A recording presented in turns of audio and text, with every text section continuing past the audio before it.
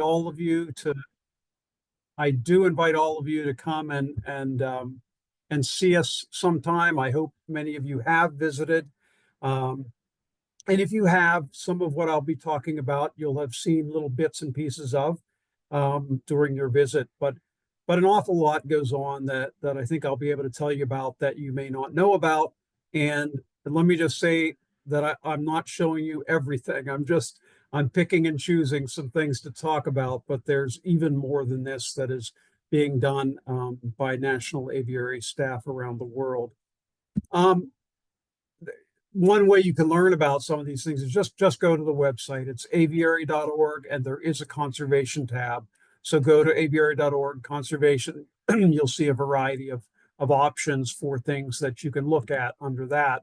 And for those of you who couldn't see that little writing, there you go, in our writ large. Um, One of the things that you can find is the link to our conservation and research newsletter, which is called Flight Paths.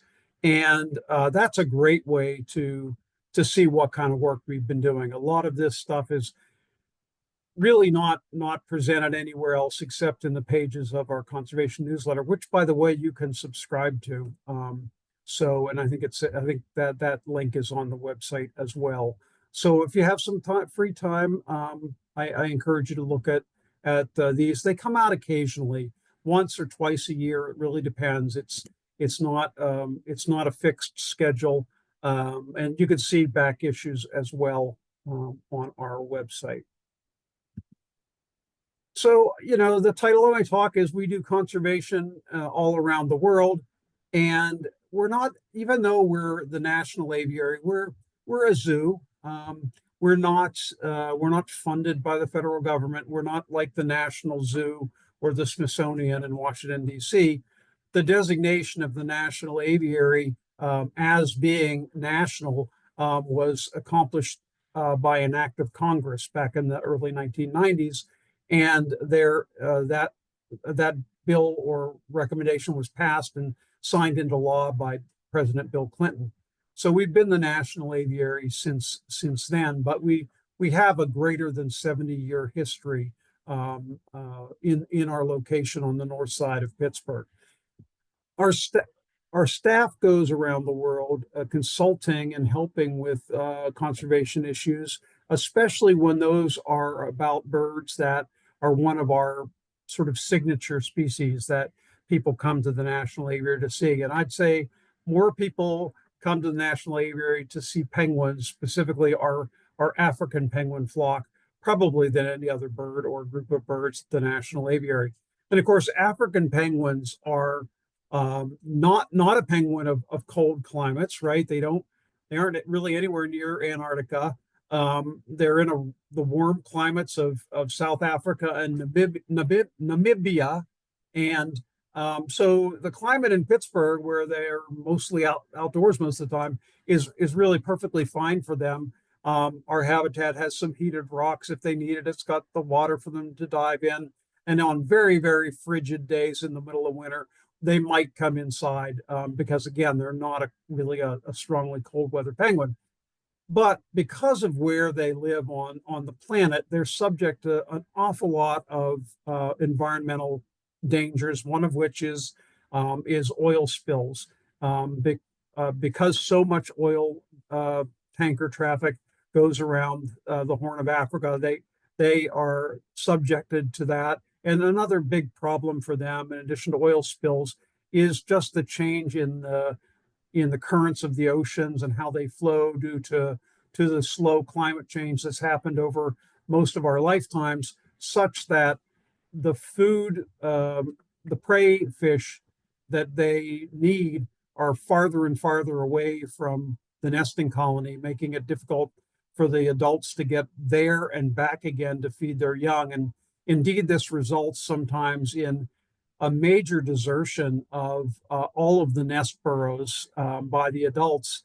And when that happens, a group of the South African conservation, seabird conservation group, steps in. They're called SANCOB, SANCOOB, really important conservation organization that we work with. and they'll go in and actually take in those orphaned penguin chicks, and that's the sort of time when we might send our staff down, because just simply feeding and caring for that many chicks at one time and trying to get as many of them in good health and back out to an independent life is a huge task. So that's the kind of work that we do with African penguins. We talk about within all of our education programming and in our shows, in our public talks about the penguins while we're feeding them, and for any visitors that are present, we always talk about the importance of making sure that we're buying and consuming seafood that has been sustainably harvested. Overfishing is a tremendously big problem for lots of kinds of pelagic species of birds, and especially so for penguins. So it's really important, and there are resources that you can find that will tell you about sort of penguin safe seafood products, that so that you can be sure that you're helping and not hurting the cause. Recently, just very recently, our uh, director of animal care and conservation programs, Kurt Hungen, and Kurt, I sort of think of Kurt as really like the curator of all the birds at the National Aviary. He is the person whose staff takes care of all the birds, and he's the one who talks with other zoos around the world about exchanging birds and bringing new species in, and sending out birds to be paired with genetically complementary individuals at other zoos to maximize the survival of species in the zoo environment. So he's got a very big job, and one of them was to establish for the first time an array of artificial burrows in a section in an island off the coast of Namibia, where there had been no successful African penguin nesting for a long time, because the habitat had been in which they had formerly nested had been destroyed. And he reported this is one of those really nice things where within the same year that these went out, the penguins started using them. And in fact, 25 of the burrows were being used by the penguins, and they were going into those burrows during the time when they undergo their catastrophic molt. Penguins just kind of blow up and all their feathers come out more or less at the same time. So they're really stuck on land. They can't get in the water for the period of their molt. So the strategy is actually a good one, to just molt catastrophically, get it done, and just live off your fat until you can get back out there. And what they found is when penguins are using those shelters for their molt, they get attached to them, and it's pretty common for them to subsequently lay eggs, which they have already done this season. So that's the kind of thing that you won't read about except in the pages of our Flight Paths newsletter, and perhaps even the Bird Calls member newsletter that goes out if you join the National Aviary. And that's a point I'll make, that if you join the National Aviary, you're not just getting free parking when you come to the National Aviary and free admission, but you're also supporting all of this conservation work that I'll be talking about. So the next place that we fly to often is Cuenca in Ecuador, in South America, because another one of our signature species is the Andean condor. And we have a wonderful sort of sister zoo relationship with Biopark Amaru in the mountains of Ecuador, and they have they do a lot of important things. They're not just a zoo; they are also a rehabilitation center. They take in a lot of confiscated wildlife that has been illegally taken, and when that happens, by the time the animals get to them, they're often not in very good shape. But they care for them and get them healthy, and either return them to the wild if that's possible, or keep them as education animals and conservation breeding program animals if that's possible. So it's a fantastic zoo, and we have gone down many times to help them with various things. We've helped build a hospital. They have we have a full hospital that got put in in part through donations of supplies and equipment from the National Aviary and the Friends of the National Aviary, who helped one of our staff raise some money to do it. Kurt, there in the striped shirt, is down there talking with the staff about how to set up a proper nest cave or to construct or outfit the exhibit so that the Andean condors that they have will be attracted to nest for them. Our head of veterinary medicine, Dr. Pilar Fish, who trains dozens and dozens of veterinary interns every year through our teaching hospital at the National Aviary, has also gone down and lectured them on various aspects of care of Andean condors. And with every trip that our staff makes anywhere in the world to another conservation organization or zoo, we take things like medicines and equipment that are hard for them to get. We will take care packages like that with us as we go. The National Aviary also has a pretty significant research department, and that is led by Dr. Stephen Latta. And Steve has worked in Ecuador for many years, especially looking at the highlands, the high grasslands in the higher elevations in Ecuador, looking not just at Andean condors but also songbirds. So he's done a lot of research down there. But some of the research has involved monitoring the way that Andean condors are using the topography and the landscape around Biopark Amaru. And some of these data have come from sightings of birds made from specific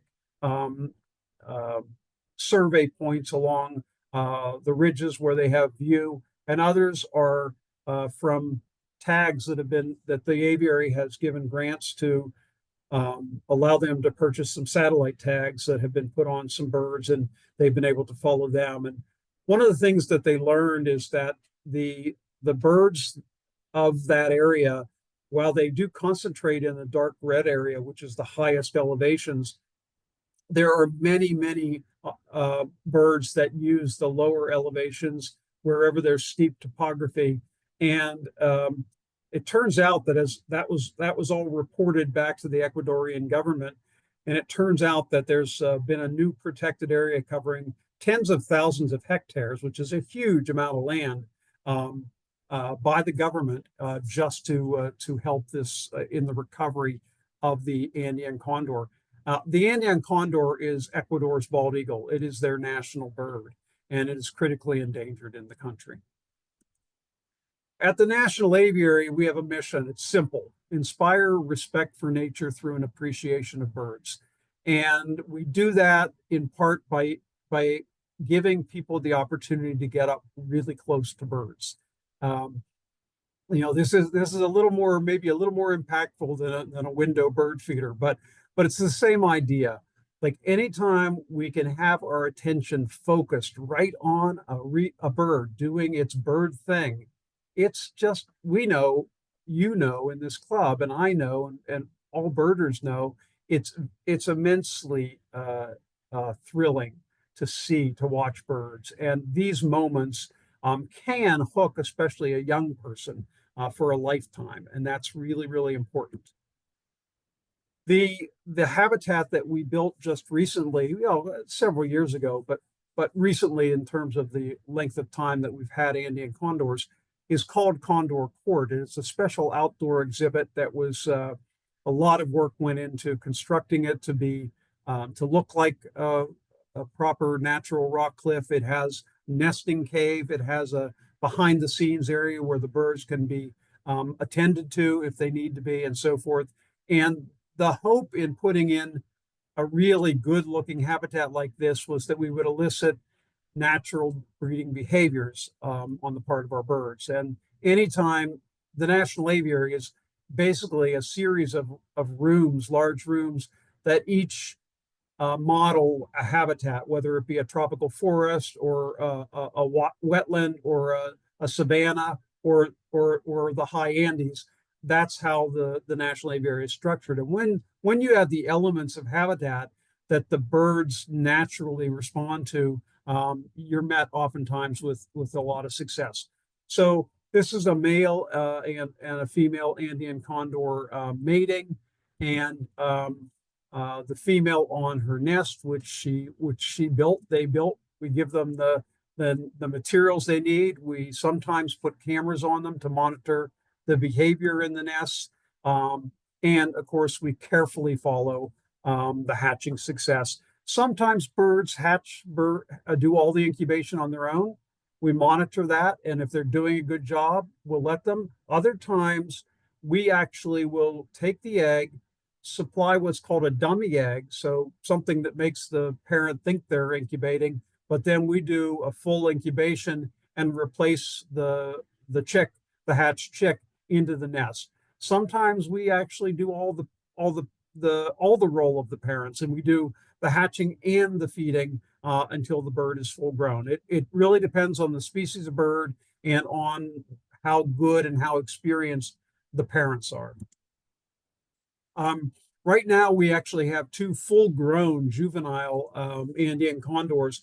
One hatched right at the National Aviary, and the other came from San Diego Zoo.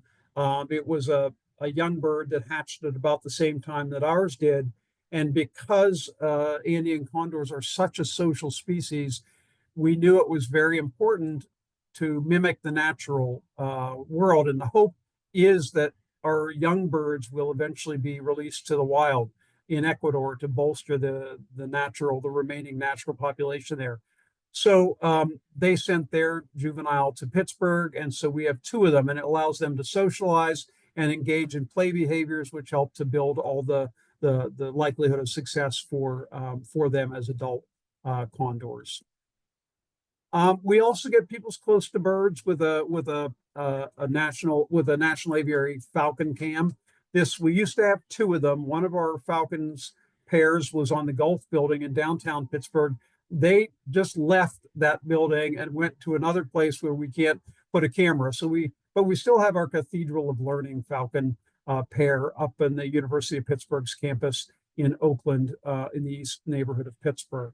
And they're starting to get to begin their nesting just now. The camera just went live a few days ago, so if you go to that link, you'll be able to watch their progress. Let's swing way far away, other side of the world away, to the Northern Mariana Islands. The Mariana Avifauna Conservation Program is another collaboration. Again, zoos really don't do conservation on their own. I mean, they do it on their own in the sense that they keep their birds healthy, and they feed them the proper diet, and they give them all the right habitat ingredients to have them be successful in breeding and so forth. But inevitably, for conservation to work, it requires a collaboration, because zoos are oftentimes maintaining birds as an insurance population to help in those cases when the wild population goes down to zero or close to zero, and the insurance population is a genetically healthy population that's being very carefully managed by zoos all around the world, so that when birds go extinct or nearly so, there is a save button, so that you might be able to have it be other than an extinction. The Mariana Avifauna Conservation Program is trying to save a variety of birds that are endemic to this archipelago. And the problem in this area of the world is that the brown tree snake was released accidentally on Guam. Guam is the main island in this archipelago, and it's a U.S. territory, as you know. And this brown tree snake just proliferated as snakes oddly do. I don't think any of us think of snakes breeding like rabbits, but they really do. And this is a highly predatory snake that had no predators on the island of Guam, and it just decimated Guam's bird life. And even with all of the efforts to eradicate the snake, there are still millions of snakes on this small island. A forest bird doesn't really have a chance there. Um, so before the last of the Guam rails, the last of the Guam kingfishers, and a few other things went extinct, biologists working there did grab a few, sort of a shoestring save, not unlike what happened with the California condor when we were down to only about 18 living California condors. The biologists took steps to make that save, and they were successful. So here's Kurt again. He's all over the place. He goes to Guam. He goes to Saipan. He goes to all of these far-flung places. Here he's helping with a program. This is one of the MAC programs where they're actually redistributing some birds from one island close to Guam to islands farther from Guam, out of a fear that the brown tree snake at some point might swim to the next island and do there what it has done on Guam. So here are the birds that we're talking about. These are little birds. These are little chickadee-sized birds for the most part, with the exception of the fruit dove. And these birds are being carefully translocated to some neighboring sanctuary islands, and that's met with great success. They're followed, they're tracked, they're banded, they're tracked, and these birds are in fact surviving and nesting in their new locations. But it's been a significant effort to take birds from Guam and move them to a variety of places where they may have a better future. One of those is actually a subspecies called the Saipan bridled white-eye, which is a very endangered subspecies. We have these, you can see them in the sort of savanna grassland habitat at the National Aviary. We have them actually nesting in the habitat. We had started by having them in an offsite location for nesting, along with golden white-eyes. Truly, this is not an overstatement. The future of many species of birds depends on the success of the breeding programs of zoos around the world. So I know sometimes there's a bit of a tension. People don't like zoos for one reason or another. I want to say that modern zoos, zoos that fall under the big umbrella of the AZA, which is the Association of Zoos and Aquariums, their single most important focus is conservation of species of animals, and you can trust that things could not be being done better for those animals than is being done at those facilities. In an area that's not in the public view, in our small breeding center, we had a pair of these that were set up to breed. They were given the nesting material. They built their nest, their egg hatch. They did a great job. This pair just parrot raised their own chicks just like they were on Guam. Guam rails used to be extinct in the wild on Guam, and that's where I mentioned earlier where the biologists kind of trapped a few that were remaining and took them into human care. And we didn't know what the outcome was going to be, but at the National Aviary, our Guam rails are very happy in the tropical forest and have produced many young. And in fact, zoos, including the National Aviary, were so successful that a plan was made to return the Guam rail to the wild. And so these were many of them that were hatched at the National Aviary, but other zoos as well, were introduced onto a snake-free island close to Guam. You see there's sort of an antenna sticking out. They have that so they can be tracked and followed. Here's the amazing thing. Guam rails, if the brown tree snake breeds like rabbits, then Guam rails do too. They're extremely fecund. They just produce young and have many, many broods of young all year round. And the ones that we supplied to this program that were released and tracked, they have nested and they've had young, and their young have grown up and their young have had young. So we're 2 generations already, and the population is doing very well in this reintroduction site. The hope, of course, is that they can go to Guam again, but that cannot be done until someone comes up with a solution for the brown tree snake. Also extinct in the wild, the Guam kingfisher, a tiny little kingfisher that really is not a kingfisher like we know. It's not a bird of aquatic habitats. It's a forest nesting species. Nests in actually in holes in trees. The red circle is circling the cavity, tree cavity that we supplied to this breeding pair for nesting, in which they use.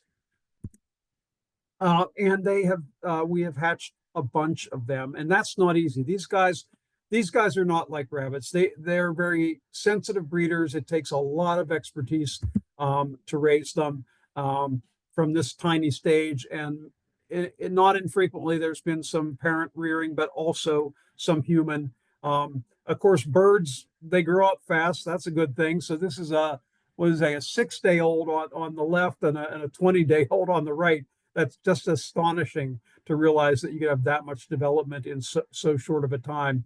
I forget exactly how many of these Guam kingfishers we've hatched. I believe it's about about 15, maybe 20. And similar to the Guam rail story, but with a bit of a delay. The Guam rails were reintroduced, I think, maybe 2 years ago. Our Guam kingfisher program just got underway this year, or this late last year. Importantly, Guam kingfishers are a really important cultural species in this part of the world. So the public is thrilled. This is, school groups and all kinds of attention is given to saving the Sihek, which is the native name for the Guam kingfisher. Not only do we send our birds and our research staff over, we've actually sent our education staff to Guam to also present talks about our conservation efforts. The good news was that in November last year, they released the first Guam kingfishers into the wild, and the first one out of the enclosure was one of the national aviary hatched birds. So we're pretty excited about that. Again, these birds are being followed. They have backpack transmitters. It's interesting, the backpack transmitter was even tested at the National Aviary to make sure it could go on the bird safely. And so we do a lot of work like this behind the scenes. Here's something a little closer to home, a bird we all know and love as birders in Appalachia, and that's the Louisiana water thrush. This is a bird that Dr. Latta and I have been studying for going on 30 years now. It is, as I think you all know, a bird of streams, forested headwater streams. It is an important indicator of environmental change, and it's a really good bird to promote conservation actions internationally because it flies to Central America, Mexico, Central America, the West Indies, and so forth. So it's one of those great birds that can create some twin conservation programming and educational curriculum. Steve is particularly familiar with the Dominican Republic, where he has done a lot of work, and that is one country that makes up the island of Hispaniola. This is a very graphic image that shows you that Haiti and the Dominican Republic have very different environments because of very different human population density. Human beings use up natural resources. We all know that. And when human populations are too large, there's not enough resources, and every scrap of wood, for example, gets taken off of the hillside.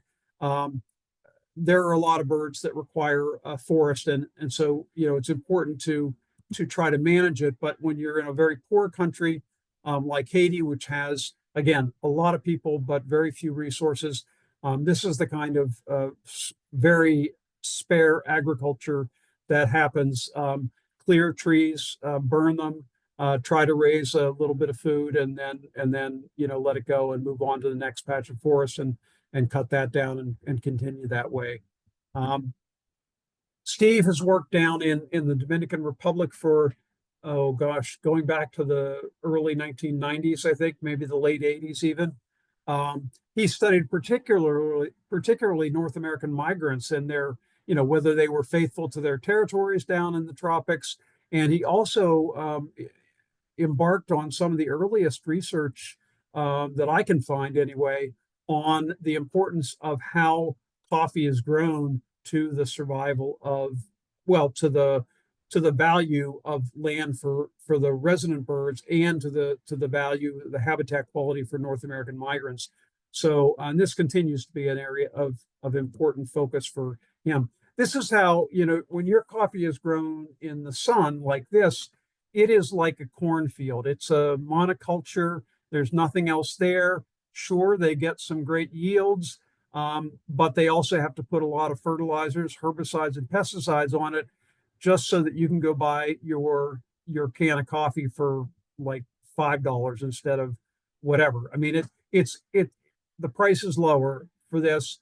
The price is higher for this if you're talking about conservation and biodiversity and birds. So one of the best things you can do as a bird lover is to insist on bird-friendly coffee. I thought I had a slide in here, but now I see I don't. So I'm just going to say, look always for the bird-friendly coffee designation. It's a Smithsonian that actually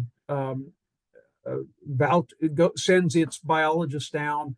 They visit coffee farms. They have to be truly shade grown. There are some designations which are very loose, where if a coffee farmer plants a couple of trees in a big expanse of open coffee, like I showed you on the previous slide, they could call it shade. But no, what we're looking at is coffee that's grown in habitat that looks like forest, but where the understory has been, if not replaced, supplemented by coffee plants in the understory of the forest. That's how coffee naturally grows as a plant, and it makes for very good coffee. And if you pay the extra money for it, you're helping to keep the demand for that up high enough that farmers will take the chance on that instead of denuding their properties. So I strongly encourage that you do that. Steve is a Spanish speaker. He married a Dominican woman. He has been very involved. He's a birder, so he's not just a research ornithologist. And all of these books are guides that he has helped to write, again, to popularize birding, for not just for the visitors to the Dominican Republic and Haiti, but for the people who live there. He had a hand in the first Latin American birding trail. Ruta Barrancolli is a book that came out several years ago and serves as a model for this kind of a thing in developing countries. Of course, we're here in Pennsylvania. We do a lot of work in Pennsylvania as well. We're all over the world, but I wanted to quickly bring us back home and talk about some of the work we've done here. The Louisiana water thrush is a bird I studied beginning back in 1996 when I was at Powder Mill Nature Reserve, which is the field biological station for Carnegie Museum of Natural History in the Laurel Mountains, east of Pittsburgh.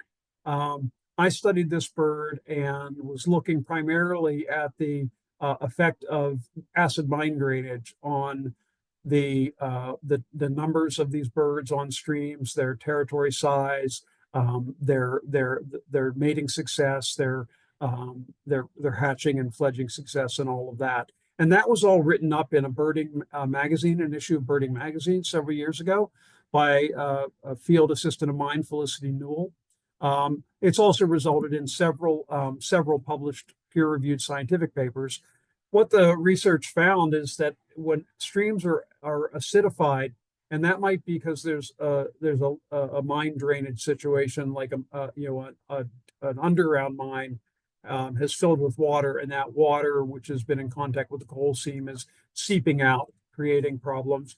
Or in our neck of the woods, all of the pollution that comes from the industrial Midwest comes in the air masses from west to east, it hits the high elevations, the mountains, and it comes out as acid rain. So either one of these things has the same impact. One is called episodic acidification. That's the rain and snow melt events. The other is called chronic acidification. That's when it's a mine drainage situation. From the standpoint of a Louisiana water thrush, they're both equally bad.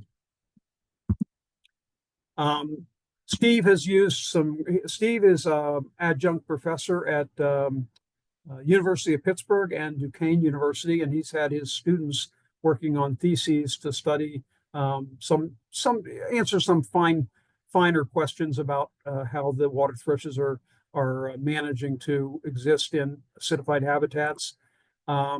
He's done some work with. He also has graduate students he works with down in Ecuador and in the Dominican Republic, and so he's working on these programs of research to look at how the poor conditions on the breeding grounds in a habitat that's acidified might have an impact on survival on the wintering grounds and vice versa. More recently, the legacy coal mining was one issue that we thought the water thrush would be our canary in the coal mine, help us to understand, and then came fracking for shale gas, and again the water thrush shows us that we have to be careful. Fracking, even though the industry tells you everything they're doing is being put down miles below ground and can't possibly affect surface waters or wells or anything like that, it turns out that's not the case. In summary, Steve looked at two elements, barium and strontium, that occur in almost zero concentration in surface stream waters of our streams and rivers, but it's very abundant down in the shale layer. And he found out that when he tested birds' feathers that were inhabiting streams within areas that have been fracked, the concentrations of these elements went way up in those birds compared to birds where there wasn't fracking. So clearly, those elements were getting up to the surface. It only stands to reason that other chemicals being used in the process are also migrating up to the surface waters. Our most recent project is to assess the impact of plastic pollution on riparian systems in western Pennsylvania. And again, we'll be looking at the Louisiana water thrush. We're just choosing our study sites right now. I'm going to be looking at streams very close to Pittsburgh, and Steve's going to be looking in streams out in the Laurel Mountains where we have done our legacy studies of Louisiana water thrush for the last 25 years, and we'll compare them. Excuse me while I take a sip.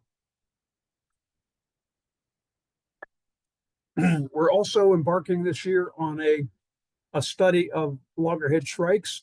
We have been a partner with a conservation recovery program in southern Ontario for the last few years. We were provided with pairs of adult loggerhead shrikes, and we have been successfully breeding them. And those birds have been being released in southern Ontario, where there is a small existing population, but it was in danger of blinking out. And so they wanted to put some new birds into that population, and that's what the National Aviary has been working with. And I was able to convince our state wild resource conservation program folks that it would be worthwhile for us to determine if loggerhead shrikes are extant in Pennsylvania, meaning do they still hang on here? Targeted nesting surveys haven't been done for quite a while. There's a historic population in Crawford County, and there's a fairly recent breeding history in south central Pennsylvania. So I will be on the road doing surveys within shrike habitat in these areas all this spring and summer to try to just determine once and for all if we do have a remnant population or not. This might determine whether or not we can make an effort to also supplement with captive bred birds in the future. Since 2019, Dr. Latta has been helping with the search for ivory-billed woodpecker evidence in Louisiana. He called me from the road this morning. He's in Louisiana now. He'll be down there. He has seen ivory-billed woodpecker in his study area. They have come up with a fair amount of evidence, most of it very sort of circumstantial, or nothing that's going to make the cover of Time magazine yet, but sufficiently strong scientific evidence that they published, that we think that the government will choose to not designate the species extinct. It's currently critically endangered. If it's designated extinct, all support for any efforts at conservation will go away. So it's our hope that we will be able to keep this bird on the radar of the conservation, the federal conservation attention. How am I doing on time? How much time do I have? You're at 7:46, so okay. I can wrap this up in about 10 minutes. Is that too long, or do you want me to skip nope, to the end? Nope, that's okay. great. All right. I do Project Owlnet is not I didn't invent it. It was invented by Scott Weidensaul, David Brinker, and some others in Maryland a number of years ago. But I joined the program by establishing a banding station in the Pittsburgh area to see if this little owl migrates, in fact, over urban areas. There are about 150 different stations in this Project Owlnet group, all the way across the continent to Alaska, and about a dozen or so in Pennsylvania, but there were none in Western Pennsylvania and essentially none in urbanized areas when we started. So right now, we've got, again, with a small grant from the state, we're looking at coordinating our efforts at 3 sites in Allegheny County, northwest of the city, northeast of the city, and southwest of the city, but all quite close to one another. And we are using the same lure, the same number of nets. We're banding on the same nights for the same number of hours, and so forth. We have 1 fall season under our belt. And that already showed some pretty interesting differences among these 3 stations. But we're going to begin to learn how the urban environment might affect the migration of saw-whet owls. When you catch these saw-whet owls, let me quickly tell the story. When I put these nets up in Sewickley Heights Borough Park outside of Pittsburgh, just a short distance from the National Aviary, I had no idea there were any there. I mean, there really hadn't been any reports of them. I somehow wrangled myself 1 volunteer. I remember just Doug and I went out for a series of nights to try this Project Owlnet protocol. 11 nights into this project, we had nothing. And Doug was a good-natured fellow, but he was beginning to think I had taken him on a really long snipe hunt. I have no doubt of that. But on the 12th night, we caught our first owl, and we've caught about 300 of them now. But it was a really interesting getting underway with this. When you catch them, it's because they're drawn to their call. That tooting call that you heard when the slide first came up is their simple territorial call. For some reason, doesn't make a whole lot of sense to me as an ornithologist. They're flying at night overhead, and they hear their call, and they interrupt their migratory flight to come down to investigate. And we put a net. The caller is right underneath our net, and the birds fly into it. It's really quite surprising to me. We have them in hand. We determine their age. We determine male, female. We place a band on their leg. We've had really quite good numbers since we started, but you'll see that it's an up-down pattern, a very strong sort of every other year pattern of abundance. Our last fall was tied for our best. No, I guess it actually was our best. We had 62. Yep, so we beat our record by one. That means next fall will be a little bit on the low side, but this is what we're studying. And when you combine these data across all these sites, some really interesting patterns emerge. And that's what we're helping to contribute to this larger study, as well as understand how they're using the Pittsburgh landscape. There's our big number from this last fall. One of the nice things about this program is because we have 150 sites all across the continent that are catching owls at the same time and all banding them. When one is banded, say over here in southern Alberta, Canada, and ends up in my nets in Sewickley, it tells us a lot about these sort of continent-wide movements of owls. It shouldn't surprise you, this is kind of an aside, but it shouldn't surprise you that a bird from far western Canada would show up in the east, because we've actually studied this at Powdermill, looking at bird band recoveries from a whole bunch of species that we know as boreal birds, like spruce budworm warblers, all the birds that live in the northern spruce forest. And when you look at that pattern, it shows that there's an awful lot. There's a very strong, straight northeast, southwest movement up and down the Appalachian Mountains. But there's also this component that goes out across the Great Lakes and out into the prairie provinces of Canada, all the way to Alaska. So we are kind of at the intersection, and you are too. We are kind of at an intersection of two really significant flyways for migratory birds. For example, most of our tundra swans that come flying through probably come from this route that crosses the Great Lakes and goes way up toward Canada, or toward Alaska, rather. This last fall, I also started for the first time to try to assess whether or not barn owl and long-eared owls migrate through Pennsylvania.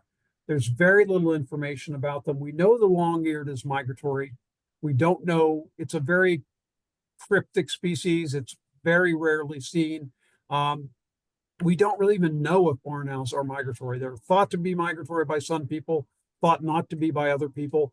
So what we've done is, in addition to looking for the saw-whet owls, each of our 3 sites there in Allegheny County have added a separate location for nets about 300 or 400 feet away from the saw-whet nets, where we have larger mesh nets that can hold a larger owl, and we're alternating the calls of long-eared owls and barn owls. We just want to determine if they're even present in the migration seasons in Allegheny County. So we did not catch any last fall. We will try again this spring. I have had the pleasure of working with biologists out at the Pittsburgh airport. A guy by the name of Bobby Thromack works for the USDA Wildlife Services, has a very important job. His job and his colleagues out there have to make sure that there are no airplane wildlife interactions that are dangerous. I got a phone call from him out of the blue because short-eared owls had started appearing in the grassy areas next to the runways. And he knew that the short-eared owl was an endangered species in Pennsylvania. And while they might consider lethal means for removing some kinds of wildlife just to get them out of the way, he was determined to try to find an alternative to that. And he wanted to translocate the owls, but he knew he needed to have a band on their leg to demonstrate if they returned to the airport or not.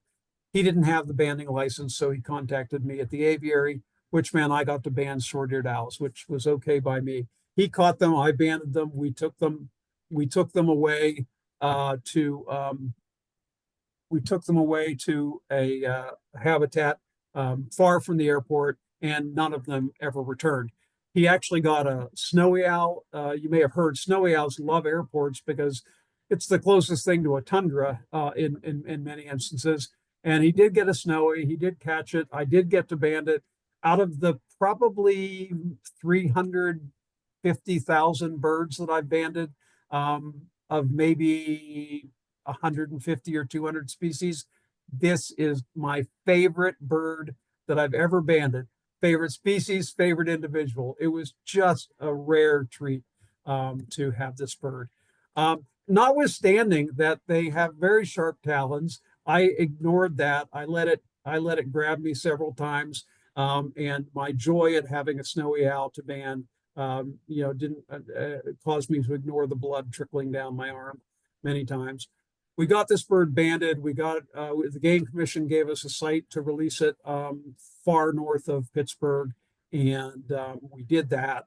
That's Bobby releasing the owl to this site, and that was also successful. That bird did not return to the airport, and that's a really good thing. This is a real aside, and I'm about at the end of the program. You would not think there would be any involvement in the National Aviary with the conservation of the Blakiston's fishing owl in far eastern Russia, and yet there is. Have any of you seen this book, Owls of the Eastern Ice?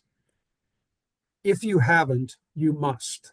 Okay, get this book out of your library, read it. It is a fabulous, adventuresome story of Jonathan Slott's doctoral research studying this fishing owl, this owl that fishes, that gets salmon out of the water in far eastern province of Russia. They also occur in Japan, but they need old growth forests, and there was a lot of conservation concern about them.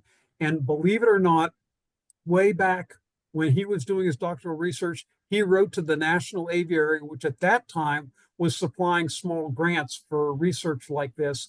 We supplied a grant to him that he used to buy transmitters that he allowed him to follow these owls and find their nest sites. And in the book, you'll even read a mention or two about the National Aviary.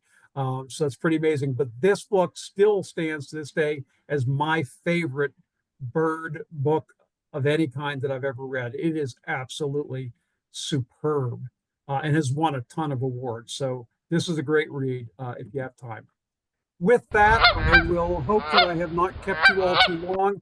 I thank you for the opportunity to talk to you about the National Aviary in a way that you may not have been familiar with it before.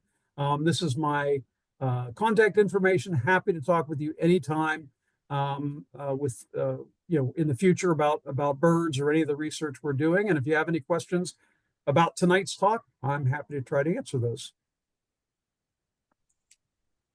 If you have any, thank you so much, Robert. You're welcome. If you guys have any questions, please unmute yourself and feel free to ask, or you can post a question in the chat, and I'll be checking that.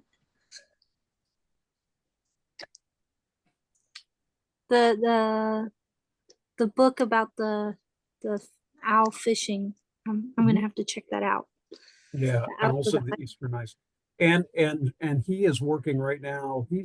He's working on a book on tigers, and Siberian tigers as well. He works for the Wildlife Conservation Service, and he's like the leader for Far Eastern Asia. So he's got some really cool opportunities as a conservation biologist. But his work with that owl was just as a field biologist who's been out there trying to catch and study birds for years.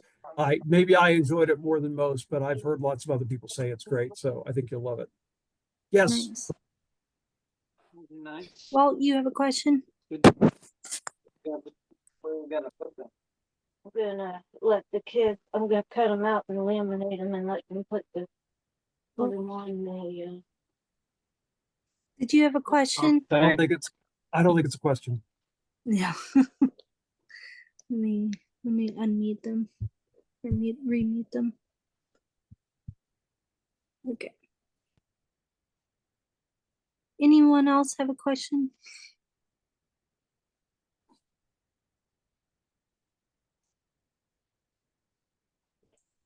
All right. Alrighty. Thank you everyone for attending. And Robert, thank you again. There's so much info, and it's cool to see what the National Aviary does, apart from their beautiful exhibits and Yeah, what great. educate birds. All right. Well, thanks, Cheyenne. Thanks for having me. I really enjoyed it. Yeah, of course. Alrighty. Okay. Well, if anyone has any questions about our upcoming announcements, please just send me an email. And I hope everyone has a wonderful evening. Goodbye.